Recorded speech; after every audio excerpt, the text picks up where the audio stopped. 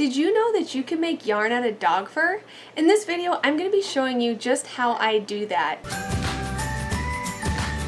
What's up guys, Mandobug here, and in this video I'm going to be sharing with you my process for making woolly fur custom dog fur yarn orders. I typically blend all of my orders with wool, so that's what I'm going to be taking you through today and sharing the tips and tricks that I've learned over the last couple of years doing this as a side business. So the first thing you want to do is weigh and divide your fiber. Divide up how much of the dog fur is going into the bat and how much of the fiber is going into the bat. So I've got a nice chunk of dog fur here. And I'm weighing in grams because I find I get the most accurate measurements for this small amount of fibers. So I've got about 35 grams here of dog fur. Given another 35 grams of this is merino wool, I will get about 70 grams to throw on my drum carder, which I know will handle a bat of that size. You'll have to decide how big a bats you want to make on your drum carder, and then divide 50-50. I do my 50-50 ratio by weight. Of course, you don't have to do a 50-50 ratio. This is what I prefer for blending and spinning in the final product. And this fur that I'm using for this example is an Alaskan Malamute. You can see it's got undercoat and a little bit of top coat in it as well, but it's mostly undercoat. You want to try to collect the undercoat if possible and avoid the outer coats. When this comes time to spin, these outer coat hairs will stick out and add to the scratchiness of your final yarn. So we've got our 35 grams of dog fur. Then we need to measure out 35 grams of whatever wool we're using. I'm using merino. 34, close enough. It doesn't have to be exactly exact. So these two are going to get blended together for one bat. Then the next step is to blend all of those fibers together. So I like to lay everything out in what I call a fiber sandwich.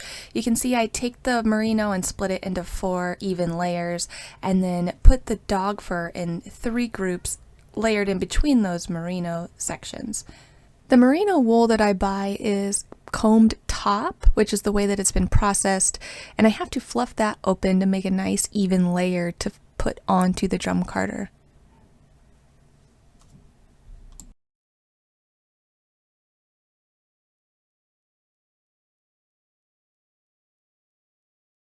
And then the dog fur takes a little bit of more hand prepping. You have to kind of do your best to pull out the fibers to start aligning them in the same direction. You can see I kind of collect them in my hand. And then when I've done pulling, I've got these short bits that are all facing the same direction. When you're carding fibers, the fibers go onto the carder in the direction that you send them, so getting them all aligned is just going to help you make a smoother bat that's a little bit easier to spin. Then you just repeat that process, alternating the rest of the fibers.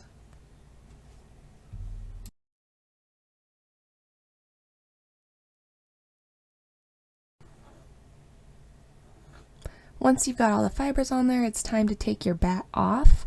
Now this video is not my first pass of fiber. I generally do at least 2 passes through the drum carder, if not more. Sometimes it's more like 5 or 6 depending on the breed of fur and the way their fur was processed. The denser and shorter the fur, I find the more passes through the drum carder I have to do. So when it comes time to send your bat back through the drum carder for its 2nd, 3rd, or 4th pass, like in this case, what you have to do is strip it into manageable sizes so that we can spread it evenly. So I start by stripping it in half, then into quarters, and then depending on which step in the process I am, if the bat's holding up well enough, I will also strip it into 1/8, because the thinner and more even these layers that go on, and the more layers we can fit on, the faster we're blending and the more evenly we're blending, which is all going to help us in the spinning process. So take those small strips that you can get and pre-draft them out the best you can. This is helping thin everything out so it can go on smoothly and evenly in light layers.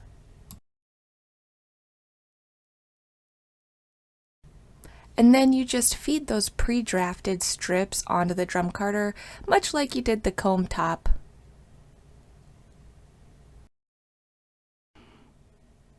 And then you just repeat this process, like I said, for a second, third, fourth, sometimes fifth or sixth pass. Once you're happy with your bat, it's time to prep and spin the singles.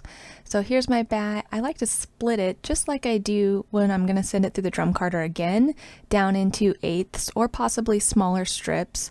And I pre-draft it just like before, but now you can see that it's so well blended, it's hard to tell where the wool and the fur are actually separate. Once I've drafted my section nice and smoothly, I then wrap it up into a little nest and I store those in a plastic bin for spinning. And then I just go ahead and spin the fiber on my spinning wheel at a comfortable pace. You can see I tend to spin using a short forward draw. You can really use whatever's comfortable for you and whatever you feel works best for your blend of fiber.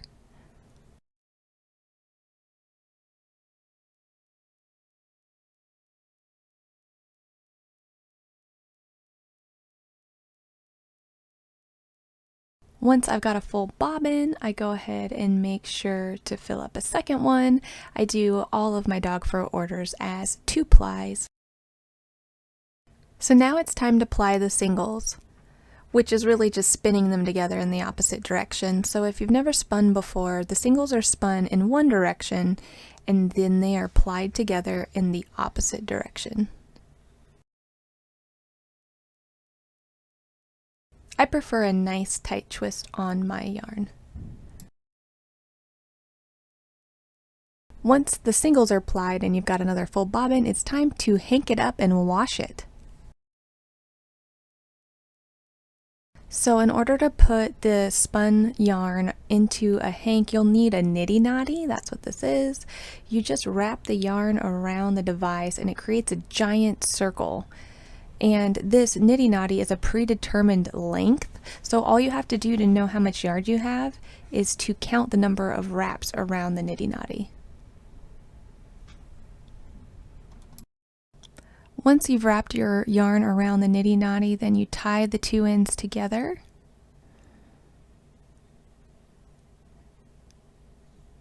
This can be a little tricky at times. And then you're going to split the yarn in half and weave your ends in a figure 8 pattern and then loosely tie those together. This is going to keep your hank from tangling before you're ready to wind it for use. So once you tie your 2 ends together, you go to the opposite side of your hank and tie another figure 8 tie with some scrap yarn. And again, you want to tie this just a little loosely. You don't want it choking up on the yarn. It's just to help keep it managed and organized.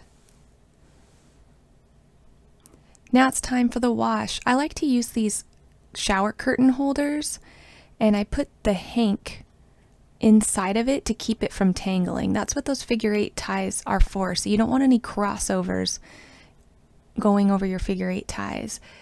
And so you just slip it right on, and then I fill up a tub of hot water and I give it a nice good soak. I like to use my hottest tap water to do this. The wool is at risk of felting, but you actually want it to felt a little bit, and it helps keep those smaller, shorter pieces of dog fur kind of felted in place.